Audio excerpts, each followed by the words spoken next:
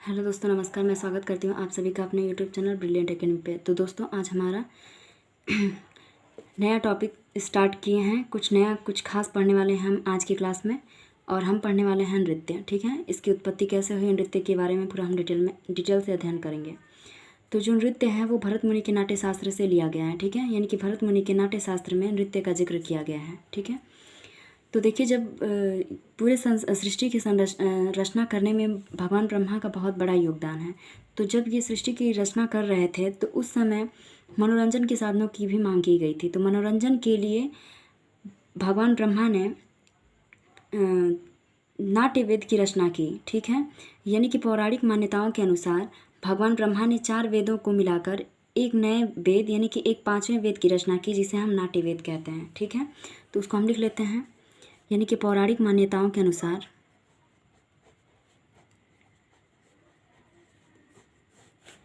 पौराणिक मान्यताओं के अनुसार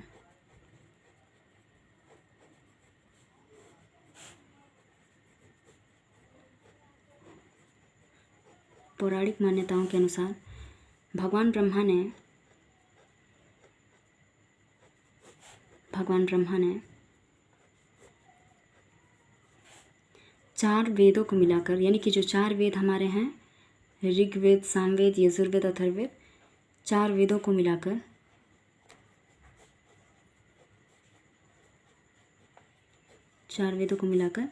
एक नए वेद,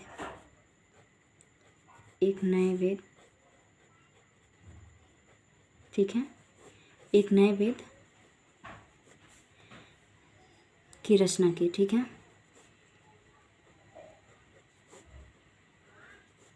उस वेद का नाम क्या था? उस वेद का नाम था नाट्य वेद।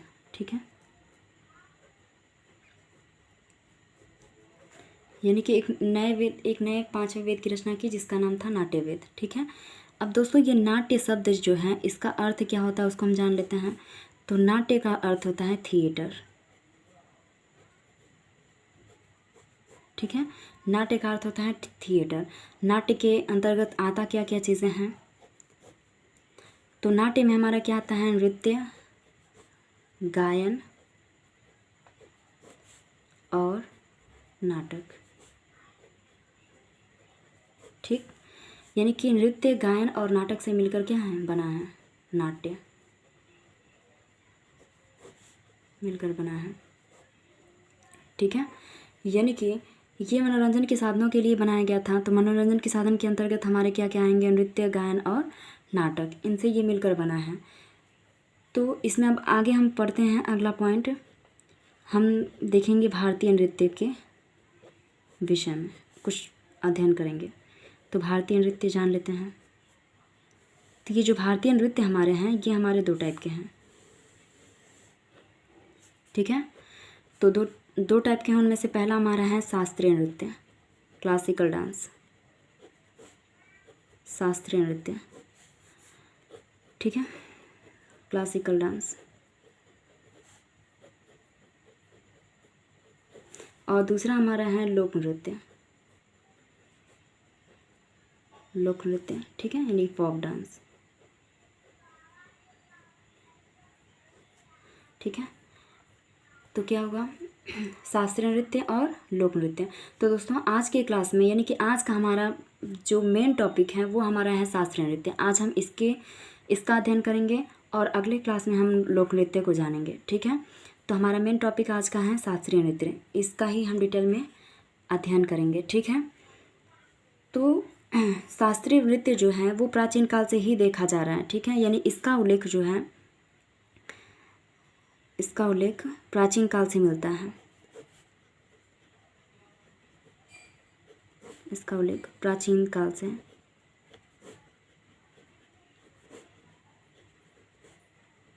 मिलता है। ठीक है, जो शास्त्रीय नृत्य है उसका उल्लेख हमारा प्राचीन काल से मिलता है। तो आइए जानते हैं,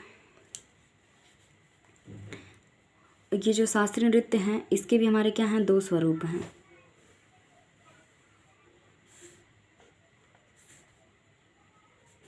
इसके 2 स्वरूप हैं। क्या क्या इसके दो स्वरूप हैं देख लेते हैं। यानी कि जो शास्त्रीय नृत्य है इसका उल्लेख हम प्राचीन काल से ही होता चला आ रहा है, ठीक है। यानी कि जो हमारे देवी देवता हैं उनके द्वारा भी इस नृत्य का यूज़ किया गया था। इसके दो स्वरूप हैं। पहला इसका स्वरूप हमारा है लास्य और दूसरा है तांडव,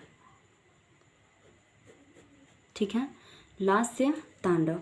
और देखिए एक चीज़ इम्पॉर्टेंट है, जो ये शास्त्रीय नृत्य है इसको किसके द्वारा खोजा गया या फिर किसके द्वारा सबसे पहले किया गया था। तो इसकी खोज जो है श्रीमंता शंकर देव के द्वारा, ठीक है। यानी कि श्रीमंता शंकर देव को इसका प्रवर्तक माना जाता है शास्त्रीय नृत्य का। तो देखिए इसके दो स्वरूप हैं, लास्य तांडव। तो लास्य में जो है हमारा ये लास्य जो है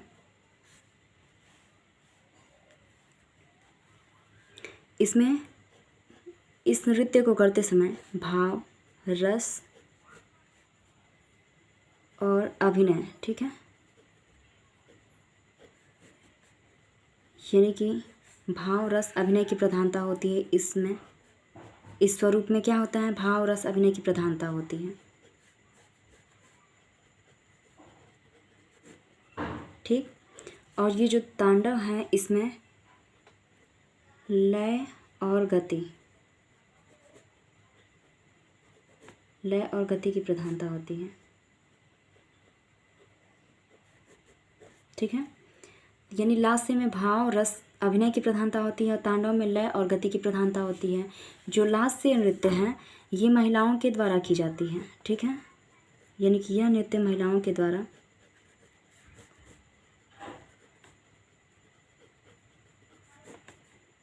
द्वारा की जाती है, ठीक है। और ये जो है ये पुरुषों के द्वारा की जाती है, पुरुषों के द्वारा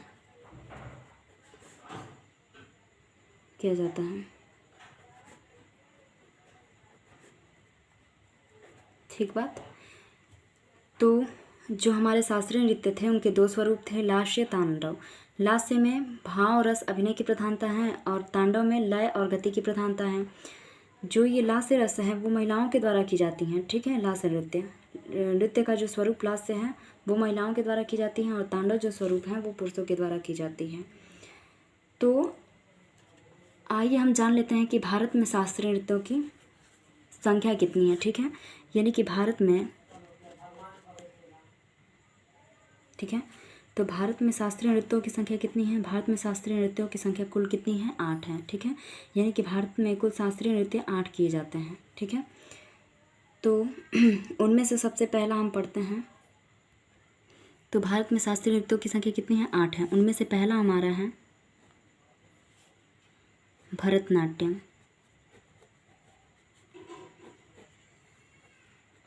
ठीक है। यानी उनमें से पहला हमारा है भरतनाट्यम। तो भरतनाट्यम जो है ये तमिलनाडु राज्य से संबंधित है, तमिलनाडु राज्य से संबंधित है, ठीक है। तमिलनाडु राज्य से संबंधित है भरतनाट्यम। और ये जो हमारा है सबसे प्राचीनतम शास्त्रीय नृत्य है, ठीक है। यानी कि इसे भारत का प्राचीनतम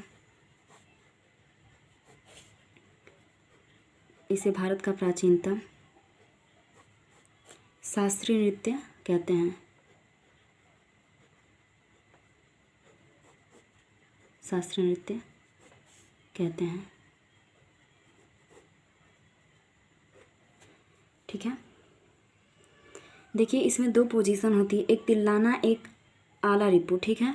तिल्लाना यानी कि जब नृत्य स्टार्ट होता है उस समय कुछ झुकाव लिया जाता है और नृत्य समाप्त होते समय झुकाव लिया जाता है। तो नृत्य स्टार्ट और समाप्त होते समय, ठीक है, नृत्य करते समय दो स्थितियाँ होती हैं, तिल्लाना और आला रिपू, ठीक है। यानी कि दो इसमें स्थिति हैं, तिल्लाना और आला रिपू, ठीक है। आला रिपू इस नृत्य से संबंधित है, इस नृत्य से संबंधित है। ठीक है, ये नृत्य का पोजीशन है। जब नृत्य स्टार्ट करते समय कुछ झुकाव लिया जाता है और समाप्ति के समय कुछ झुकाव लिया जाता है। तो जब स्टार्टिंग का झुकाव होता है उसे हम तिल्लाना कहते हैं, जो समापन का झुकाव होता है उसे हम आला रिपू कहते हैं। ठीक है, ये पोजीशन है। और भरत मुनि, ये नृत्य जो है वो भरत मुनि के नाम पर पड़ा है। ठीक है, भरत मुनि के नाम पर। ठीक है, यानी कि इस नृत्य का नाम भरत मुनि के नाम पर पड़ा। इसकी उत्पत्ति जो है तमिलनाडु के मंदिरों से होती है, इसकी उत्पत्ति। ठीक है, यानी इस नृत्य की उत्पत्ति तमिलनाडु के मंदिरों से होती है।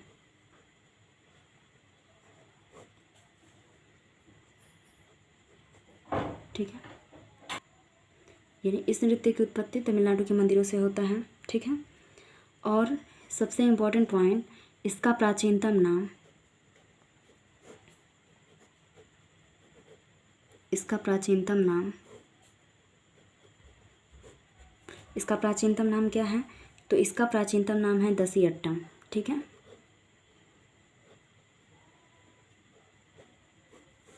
ठीक है, इसका प्राचीनतम नाम क्या है?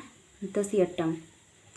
अब आते हैं दोस्तों हम दूसरा लोक नृत्य, दूसरा शास्त्रीय नृत्य हमारा है कुचिपुड़ी।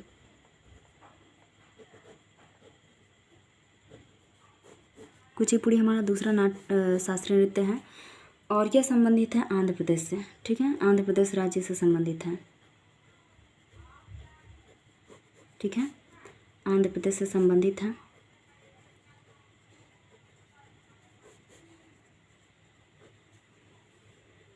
देखिए, भरतनाट्यम जो ये डांस होता है, यानी कि ये जो शास्त्रीय नृत्य है, इससे संबंधित कुछ नर्तक भी हैं, जैसे सोनल मानसिंह, मृणालिनी, यामिनी कृष्णमूर्ति, रुक्मिणी देवी। ठीक है, तो देखिए आज की क्लास में हम आपको शास्त्रीय नृत्य बता देते हैं और शास्त्रीय नर्तक जो हैं उनको हम अगले वीडियो में भी आपको जिक्र कर देंगे। ठीक है, यानी कि लोक नृत्य और शास्त्रीय नृत्य के जो नर्तक हैं उसको हम अगले वीडियो में बताएंगे। तो कुचिपुड़ी आंध्र प्रदेश से संबंधित है। ठीक है, और इसका प्राचीनतम नाम क्या है?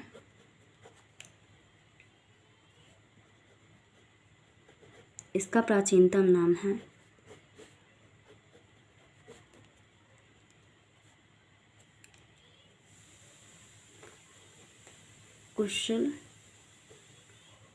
कुसेलवा। ठीक है, इसका प्राचीनतम नाम क्या है? कुसेलवा।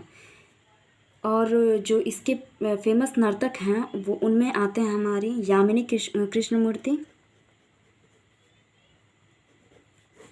यामिनी कृष्णमूर्ति और राधा रेड्डी।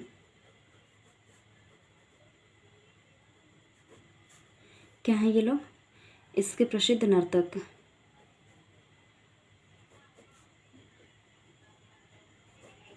ठीक है, यामिनी कृष्णमूर्ति, राधा रेड्डी, ये क्या हैं? प्रसिद्ध नर्तक हैं।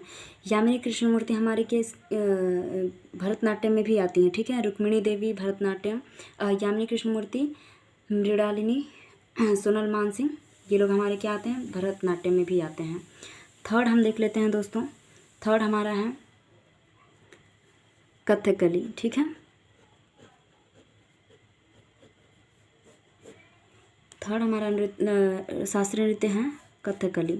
तो कथकली हमारा केरल राज्य से संबंधित है। ठीक है, यानी कि केरल राज्य से संबंधित है।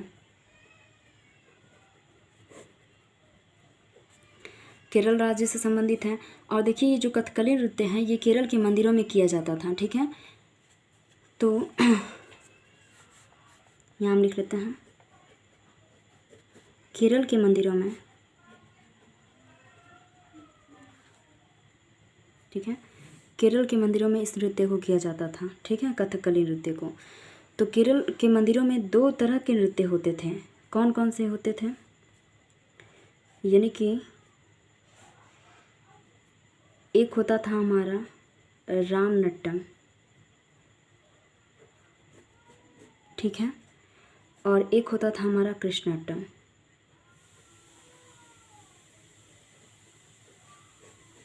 ठीक है, यानी कि केरल के मंदिरों में 2 टाइप के नृत्य होते थे, एक रामअट्टम होता था, एक कृष्णाटम होता था। ठीक है, तो जो ये रामअट्टम है, ये रामायण नृत्य के माध्यम से रामायण की कथा को प्रदर्शित करता था।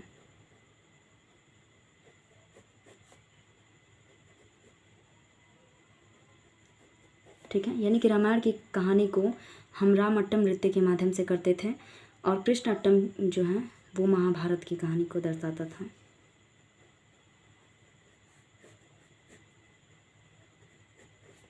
ठीक है, यानी कृष्णाटम महाभारत से, रामअट्टम रामायण से संबंधित था। ठीक है, केरल के मंदिरों में 2 टाइप के नृत्य होते थे, रामअट्टम, कृष्णाटम, और ये कथकली नृत्य में आते हैं। ठीक है, ये दोनों।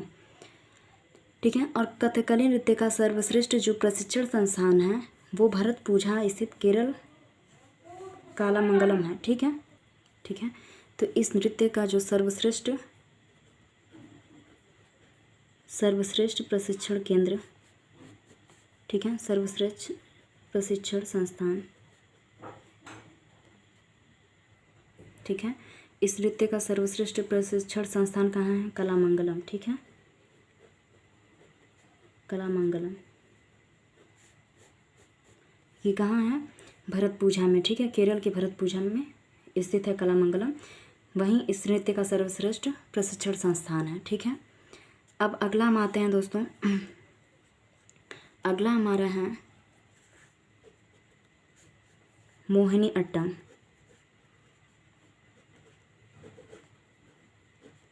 मोहिनी अट्टम, ठीक है, ये भी क्या है? केरल राज्य से संबंधित है। ठीक है, यानी कि केरल से संबंधित है।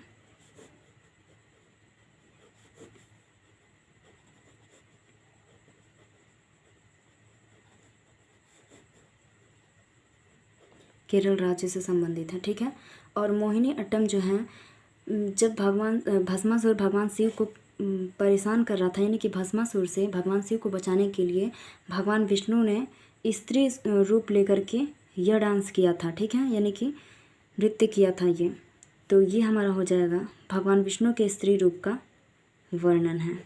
ठीक है, यह प्रदर्शित करता है भगवान विष्णु का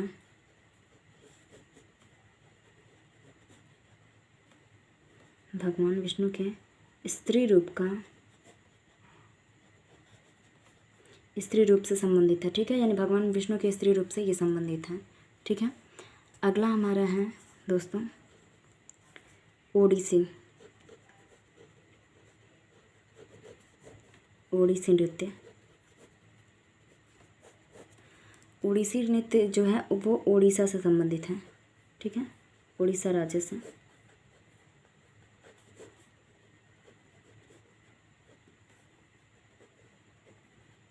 उड़ीसा राज्य से संबंधित है। ठीक है, और इसका प्राचीनतम नाम क्या है वो हम जान लेते हैं। इसका प्राचीनतम नाम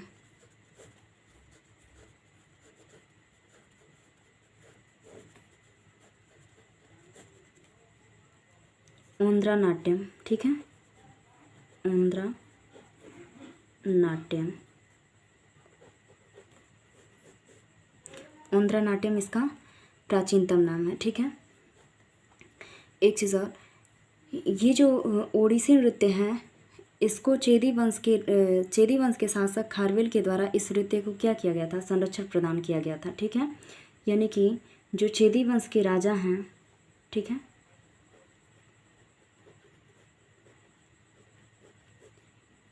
चेदी वंश के शासक द्वारा संरक्षण प्राप्त है,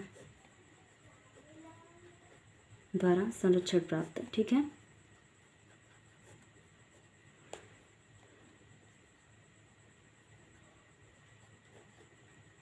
ठीक है, और इस नृत्य को करने वाले जो फेमस नर्तक हैं उनमें से नाम आता है सोनल मानसिंह, साध्वी माधवी, ठीक है, और संयुक्ता पाणिग्राही, ठीक है, केलुचरण का नाम आता है। ठीक है, केलुचरण महापात्रा, ये लोग क्या हैं? फेमस नर्तक हैं इस नृत्य के। ठीक है, अब अगला हम आते हैं दोस्तों, अगला हमारा नृत्य है मणिपुरी। ठीक है,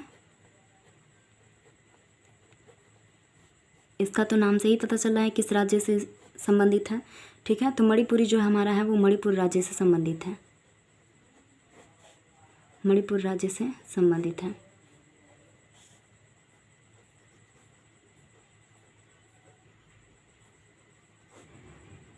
ठीक है, यानी कि मणिपुर राज्य से संबंधित है, ठीक है। यानी कि 15वीं सदी में जब वैष्णव धर्म का प्रचार प्रसार हुआ था तब से इस नृत्य की प्रधानता बढ़ गई, ठीक है। यानी कि 15वीं सदी में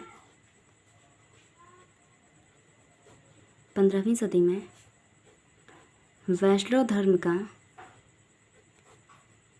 ठीक है, वैष्णव धर्म का प्रचार हुआ, उसके बाद से तब से इस नृत्य की प्रधानता बढ़ गई, ठीक है, ठीक है। तब से इस नृत्य को प्रधानता मिली। अब अगला हमारा आता है दोस्तों कथक, ठीक है। कथक नृत्य जो है हमारा उत्तर भारत में किया जाता है, ठीक है, यानी उत्तर भारत, या हम सीधा कह लें उत्तर प्रदेश राज्य से संबंधित है। उत्तर प्रदेश बेसिकली उत्तर प्रदेश राज्य से माना जाता है, उत्तर प्रदेश राज्य से संबंधित है, ठीक है, यानी उत्तर प्रदेश राज्य से संबंधित है। और देखिए इसकी शुरुआत जो है, चूँकि ये प्राचीनतम नृत्य हमारा माना गया है कि प्राचीन काल से ही शास्त्रीय नृत्यों की शुरुआत हुई है, तो जब इसकी शुरुआत जो है वो ब्रजभूमि, जो भगवान श्री कृष्ण और राधा रासलीला रचाते थे उस समय से, इस यानी कि ब्रजभूमि पर रासलीला जो होता था उससे संबंधित है, रासलीला से संबंध रखता है, ठीक है।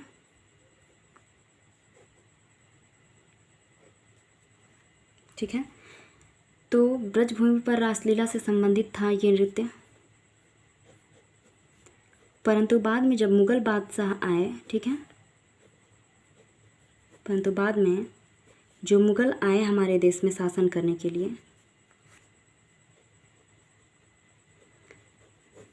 मुग़लों द्वारा इस जो ये नृत्य कथक नृत्य है इसे क्या किया गया, दरबारों में किया जाने लगा, ठीक है।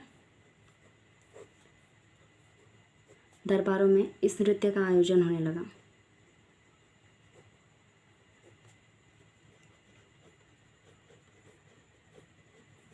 इस नृत्य का आयोजन होने लगा, ठीक है।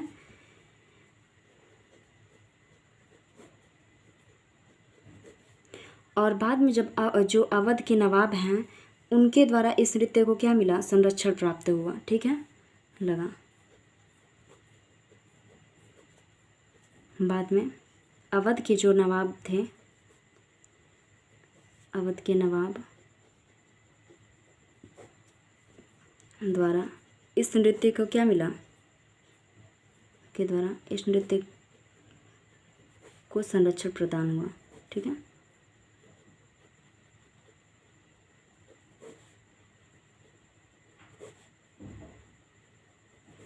तो देखिए जो ये कथक नृत्य हैं इसके कई फेमस घराने हैं, उत्तर प्रदेश में कई फेमस घरानों में ये नृत्य को संरक्षण प्रदान किया गया, ठीक है।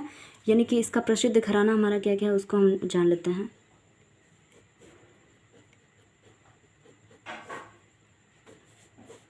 कई प्रसिद्ध घरानों से इसे संरक्षण प्राप्त हुआ, उनमें से पहला हमारा है लखनऊ घराना,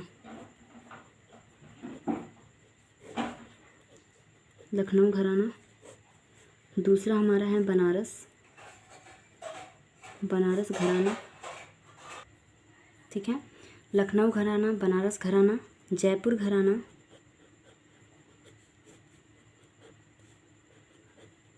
ठीक है। यानी कि ये सब उत्तर भारत वाले प्रांत हैं, राज्य हैं, ठीक है। फिर हमारा है रायगढ़ घराना। इन फेमस घरानों के द्वारा इस नृत्य को क्या मिला था, संरक्षण प्रदान किया गया था। अब हम आते हैं दोस्तों लास्ट अपने नृत्य और सबसे नवीनतम नृत्य है, उसको हम देख लेते हैं सत्रिया।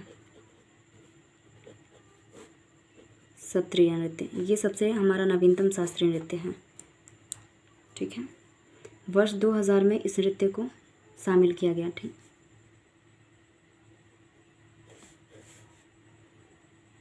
यानी कि सबसे नवीनतम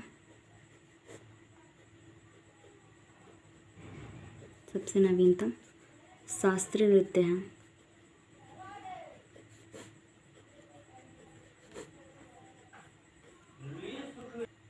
ठीक है, सबसे नवीनतम शास्त्रीय नृत्य है और असम राज्य से संबंधित है। ठीक है, असम राज्य से संबंधित है।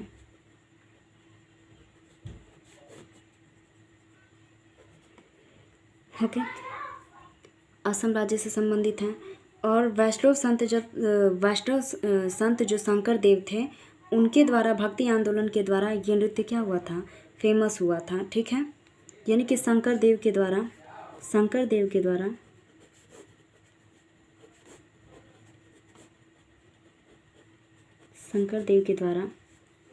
भक्ति आंदोलन के समय, ठीक है,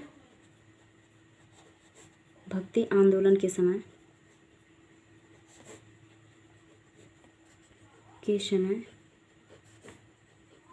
यह नृत्य क्या हुआ था, फेमस हुआ था। ठीक है, यह नृत्य प्रसिद्ध हुआ।